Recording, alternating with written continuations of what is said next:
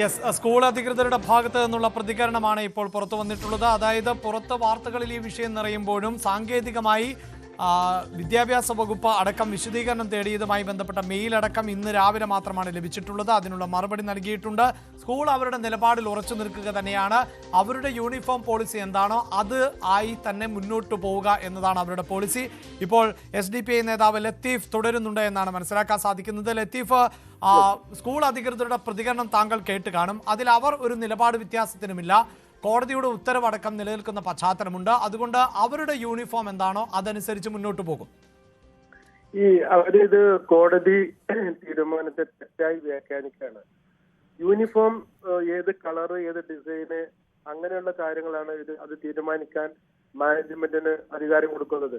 അതല്ലാതെ മതപരമായ ഒരാളുടെ വ്യക്തിത്വം നിർത്താവുന്ന തരത്തിലുള്ള സെയിം കളറിലും സെയിം കോഡിലുമുള്ള ഒരു ഹിജാബ് ധരിക്കുന്നതിന് ആ ഹൈക്കോടതി ഉത്തരവ് എതിരല്ല. അത് തെറ്റായി വ്യാഖ്യാനിക്കുകയാണ്. അത് ഒരിക്കലും ശരിയല്ല.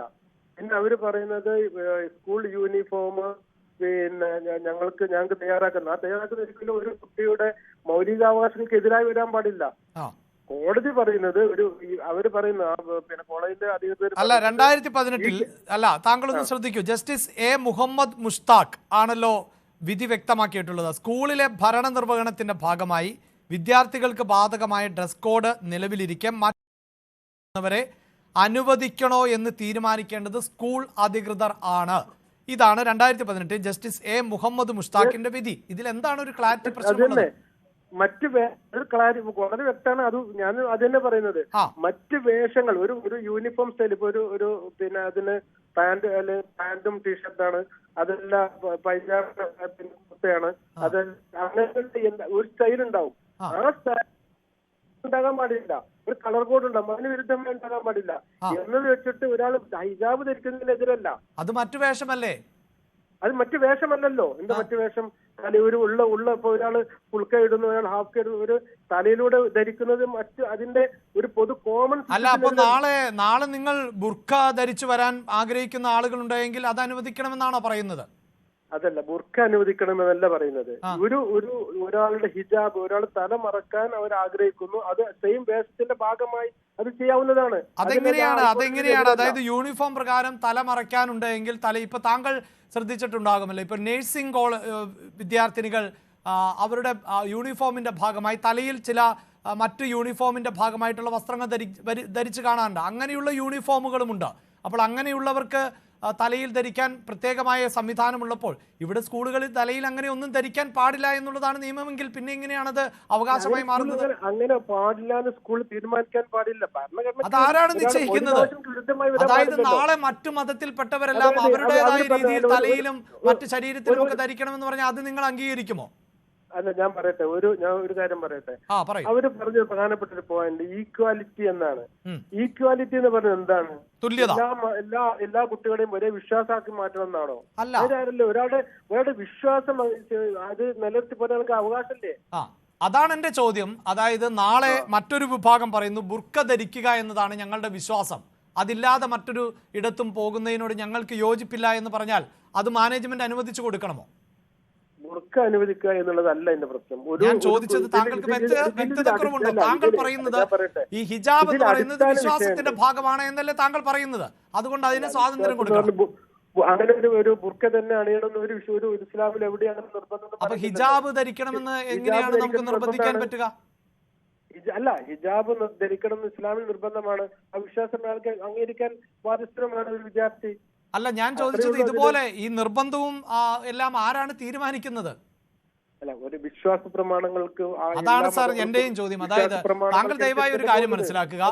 ഈ കേരളത്തിലെന്നല്ല, ലോകത്ത് മുഴുവൻ വിശ്വാസികളും അവിശ്വാസികളുമുണ്ട്, കേരളത്തിലുമുണ്ട്. അതിൽ ഹിന്ദുമത വിശ്വാസികളുണ്ട്, ക്രൈസ്തവരുണ്ട്, ഇസ്ലാം മതവിശ്വാസികളുണ്ട്. അവരുടെ വിശ്വാസ പ്രമാണങ്ങളും രീതികളും ഒക്കെയുണ്ട്. പക്ഷെ ഒരു പൊതു ഇടത്തേക്ക് വരുമ്പോൾ അവർ അതിന് കോംപ്രമൈസ് ചെയ്യുന്നു, വിട്ടുവീഴ്ച ചെയ്യുന്നു. അങ്ങനെയാണ് എല്ലാ സംവിധാനങ്ങളും പ്രവർത്തിക്കുന്നത്. എല്ലാവരും. ഞാൻ ഇതിനു മുമ്പ് ചോദിച്ചൊരു ചോദ്യമുണ്ട്. അല്ലല്ല, അഡ്വക്കേറ്റ് അനിൽകുമാറിനോട് ഞാൻ ചോദിച്ചത് ശബരിമല സീസണിൽ പലരും കറുത്ത വസ്ത്രമാണ് ധരിക്കാറുള്ളത്. അതുകൊണ്ട് വിദ്യാഭ്യാസ സ്ഥാപനങ്ങളിൽ മക്കളെ കറുത്ത വസ്ത്രം ധരിപ്പിച്ചു വിട്ടാൽ നിങ്ങൾ അതിനെ പിന്തുണയ്ക്കുമോ? എന്താണ്, എവിടെയാണ് തടുത്തിട്ടുള്ളത് അതിന്? അല്ല, നിങ്ങൾ അത് അനുവദിക്കണമെന്നാണോ പറയുന്നത്? നിങ്ങൾ അത് അനുവദിക്കണമെന്നാണോ പറയുന്നത്? അനുവദിക്കണം. അതായത് എല്ലാ മതവിശ്വാസികൾക്കും അവരുടേതായ വസ്ത്രധാരണ സമ്പ്രദായങ്ങൾ സ്കൂളുകളിൽ അനുവദിക്കണം. അല്ല, ഞാൻ ഒറ്റ മിനിറ്റ് പറയട്ടെ. മുസ്ലിം മാനേജ്മെന്റുകളിൽ ഉൾപ്പെടെയുള്ള സ്കൂളുകളിലും ഈ തരത്തിലൊക്കെ അനുവദിക്കണം. ഞാൻ ഒരു കാര്യം പറയട്ടെ, ഞാൻ പറഞ്ഞിട്ട് ഞാൻ ഒരു മറുപടി പറയാം. നിങ്ങൾ പറഞ്ഞൊരു ഒരു വെച്ചാൽ പൊതു ഇടങ്ങളിൽ വരുമ്പോഴും മതപരമായ അവരുടെ സ്വാതന്ത്ര്യം നിലനിർത്താൻ അനുവദിക്കുന്നുണ്ട് ഇന്ത്യൻ ഭരണഘടന. അതുകൊണ്ടാണ് സിഖുകാരന് പിന്നെ തലകെട്ട് അനുവദിക്കുന്നത്. അതെന്താ മനസ്സിലാക്കാത്തത്? അത് നമ്മുടെ ഭരണഘടന വളരെ വളരെ പരിപാവനമാണ്, അത് ശക്തമാണ് ആ കാര്യത്തിൽ. ഈ സിഖ് വിഭാഗത്തിൽപ്പെട്ട ആളുകൾക്ക് അവരൊരു സേനയുടെ ഭാഗമാകുമ്പോൾ മറ്റുള്ളവർ ധരിക്കുന്ന ക്യാപ്പ് മാറ്റി സിഖുകാരന് മാത്രമായി സിഖുകാരന്റെ ക്യാപ്പ് ധരിച്ചുകൊള്ളൂ എന്നെല്ലാ മിലിറ്ററി സംവിധാനത്തിലും അനുവദിക്കുന്നുണ്ടോ? അങ്ങനല്ല. അവർക്ക് പ്രത്യേകമായ റെജിമെന്റ് എന്തിനാണ് നൽകിയിട്ടുള്ളത്? അവർക്ക് പ്രത്യേകമായ ഒരു റെജിമെന്റ് ഉണ്ട്. അതെന്തിനാണ്? അങ്ങനെ തന്നെയാണ് വരുന്നത്. അതാണല്ലോ ഞാൻ ചോദിച്ചത്. അതായത് ബുർക്ക ധരിപ്പിക്കുന്ന സ്കൂളുകളിൽ പഠിപ്പിക്കാമല്ലോ. ഈ സിഖ് പഞ്ചാബിലെ സ്കൂളുകളില് ഈ ക്രിസ്ത്യൻ മിഷണറികൾ നടത്തുന്ന സ്കൂളുകളില് എല്ലാവരും അനുവദിക്കുന്നത്, എവിടെയും തടുക്കുന്നില്ല. ഞാൻ ആവർത്തിച്ച് ചോദിച്ചു. അതായത് എല്ലാ സ്കൂളുകളിലും ഇപ്പോഴും ഹിജാബ് വിലക്കിയിട്ടൊന്നുമില്ല. ഹിജാബ് ധരിച്ചു പോകുന്ന സ്കൂളുകളുണ്ട്, അവിടെ വിടുന്നതിന് ആർക്കും വിയോജിപ്പില്ല. പക്ഷേ എല്ലാ സ്കൂളുകളിലും ഏത് മാനേജ്മെന്റ് നടത്തിയാലും അവിടെ ഹിജാബ് വേണം എന്ന് പറയുന്നിടത്താണ് എന്റെ ചോദ്യം. അതെ, അത് ആ സ്കൂളുകളിൽ കുട്ടികൾക്ക് പെർമിഷൻ കൊടുക്കുന്നുവെങ്കിൽ ആ സ്കൂളിൽ പെർമിഷൻ കൊടുക്കുന്നുണ്ട്. അവരവരുടെ റൂൾസ് ആൻഡ് റെഗുലേഷൻ പറഞ്ഞാണ് പെർമിഷൻ കൊടുക്കുന്നത്. നമ്മുടെ നാട്ടിലുള്ള ഏത് സ്കൂളിലും ഈ കേരളത്തിലുള്ള ഏതൊരാൾക്കും പഠിക്കാൻ അവസരം ഉണ്ടെങ്കിൽ അവർക്ക് ഹിജാബ് ധരിക്കാൻ അവസരം കൊടുക്കണം. ശ്രീ ലത്തീഫ്, എന്റെ ചോദ്യം താങ്കൾ പറയുന്നത് പോലുള്ള സ്വാതന്ത്ര്യം എല്ലാ മതവിഭാഗങ്ങൾക്കും ഉണ്ടല്ലോ. എല്ലാ മതവിഭാഗങ്ങൾക്കും താങ്കൾ ഈ പറയുന്നത് പോലുള്ള സ്വാതന്ത്ര്യമുണ്ട്. ഇത് തിരിച്ചിപ്പോൾ ഒരു മുസ്ലിം മാനേജ്മെന്റിന് കീഴിലുള്ള വിദ്യാഭ്യാസ സ്ഥാപനത്തിൽ ഞാൻ സൂചിപ്പിച്ചതുപോലെ ശബരിമല സീസണിൽ കറുപ്പുടുത്ത് ധരിച്ച് വരാൻ തയ്യാറായാൽ അത് നിങ്ങൾ അംഗീകരിക്കുമോ? മുസ്ലിം മാനേജ്മെന്റ് സമ്മതിക്കുമോ?